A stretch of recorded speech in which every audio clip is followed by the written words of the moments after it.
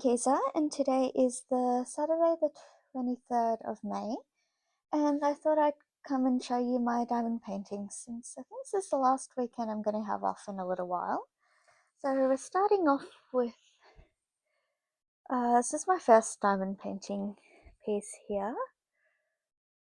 There we go. This is Dolphins in the Sunset. I believe I got it from Jolly Ollie's, which is one of those $2 shop kind of stores.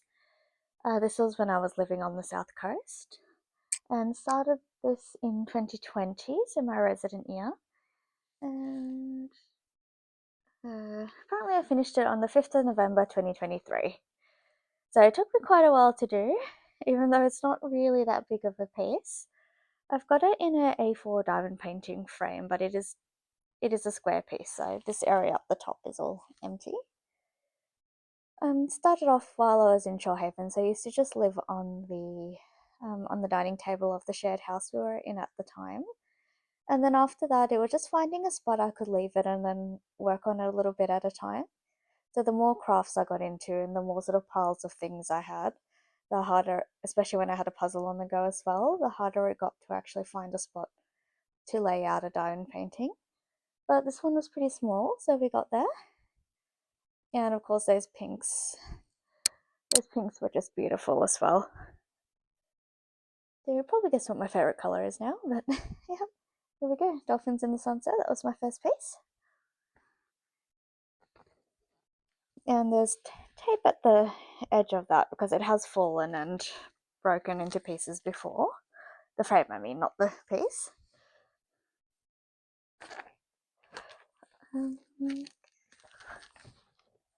So my second piece actually lives in here. So this one I started in 2023, I believe. So probably after I finished the Dolphins in the Sunset one. And sneak peek at some of my cross-stitching finishes as well. But these are a little group of Pokemon figures. I don't know, 2024 apparently. So Jigglypuff was the first one I did there. And then I did Psyduck pretty early. Oops, sorry about the glare. There we go. Pretty early on as well. The rest of those I actually did this year. So I was working on them a little bit at a time while I was studying at my desk. So that's how the rest of those little ones got finished. Sneak peek here of one of my cross-stitching finishes as well. It's one of my early ones. That's Dark Magician Girl from the Lord Libidon website. The same person who's got all of the gorgeous Pokemon generation ones. The Epic Generation, which I showed in my very first video, is by the same person as well. But this is one of the finished ones. And then here's the rest of the Pokemon. There we go. Rest of the Pokemon from that set as well. And if I had known they weren't going to fit all into one page, I probably would have put them in the other scrapbook. But that's okay. This is my little scrapbook that I've got finishes I'm not displaying out in the open. And then, so this is the big scrapbook. So far, I think it's only got diamond painting in it, but I'm also planning on putting cross-stitch finishes that I'm not planning to frame or put into a project bag or anything else. And both of those scrapbooks were actually from secondhand stores, so Salva, Souvenirs, or the likes. And these ones I think I have shown in videos before, but this is a four pack of bookmarks. I don't remember exactly where I got the Pokemon ones or these ones from, but both of them were from online. These ones weren't as great quality. I found that the the diamond paintings, little gems or whatever you call them, were falling off quite a bit, and even when I used a sealant, it just didn't want to stay on there. So that's why I've glued them into a scrapbook paper and just left them here rather than using them as bookmarks. They were probably going to fall off along the way anyway. So that's 4 bookmarks, 2 patterns that have been repeated, so that's why I've split them up like that as well. And that's it for my finishes. So not a whole lot actually. I've been diamond painting as long as I have been cross-stitching, but I don't diamond paint nearly as often, so that's kind of how that's happened. If I'm in a long conversation but I really need to concentrate, I might get my diamond painting out.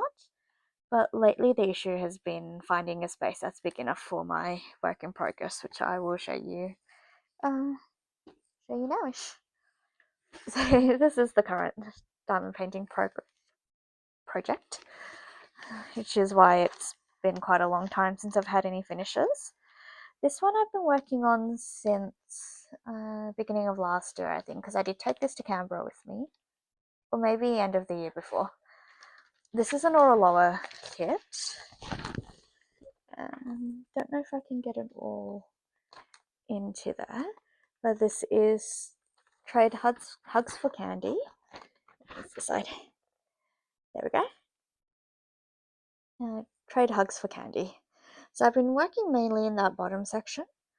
While I was in Canberra last year, I did get all the beads in the bottom part just under the ghost done, and I started working my way up the side that's got the pumpkin in it. So long way to go, and this is quite a big piece, so it actually doesn't fit on any of the tables I've got in my current apartment, which is the same apartment I was living in before going to Canberra as well. So it did fit on the tables there, but it doesn't fit here currently. And because I knew I was going to be moving, I haven't really looked into finding another spot for it yet. So that's why this one hasn't had a whole lot of progress.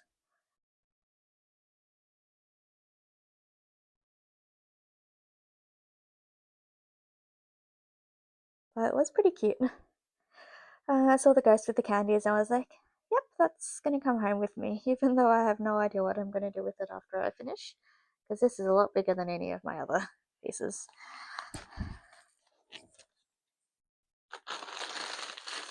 The nice thing about sorry about the crinkles.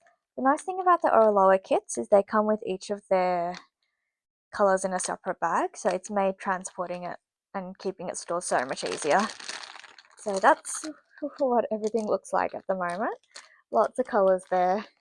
These are the colours I've had out and used so far, so that's why there's an elastic around them. Comes with the tray, comes with the piece, and then on the side there is just the wax as well. I found out about Oroloa from Suki the Brown-Eyed Stitcher. I've got a few others of their pieces as well, a couple of their ships in the sea pieces. And I don't remember whether I have a Genovia art piece or not, or I've only got the cross stitch of it, but that's actually what led me to looking into them in the first place. I have got a little stack of other pieces as well, including a Lord of the Rings one, a couple of Pokemon ones that one of my neighbours gave me at one stage.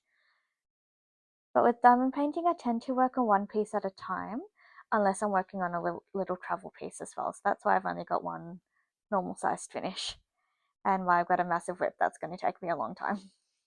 But that's it for my diamond painting. Anything new that pops up, I'll probably just put it into my regular videos, because as I said, don't make a whole lot of progress very quickly with those. But they are fun to have, and it's definitely a good break for my hands if I need, after all the needle or fibre crafts that I do. I guess that's it. Probably the easiest WIP and finish parade I'll ever do, because all my other crafts I'm not very monogamous in, but I will get around to filming those eventually. But in the meantime, I guess I think the next video will be the Give a Readathon one, or it'll be a June-July update. I'm actually moving at the beginning of June, so I think that probably rules out the possibility of having a June catch-up. I'm also going to the Stitching in the Mountains retreat at the end of June, so I'll probably have some haul and some stitching news from there to catch up on next time I see you guys as well. Hopefully after that we can be back to somewhat monthly updates. But yeah, I guess that's it for me for this time. Thanks for watching, everyone. Thanks for liking, subscribing, and coming to visit. And a special thank you for Adelaide for shouting me out on her channel and sending a few new friends my way as well. It was lovely to meet everyone and have chats with you, and I will see you all next time. Bye!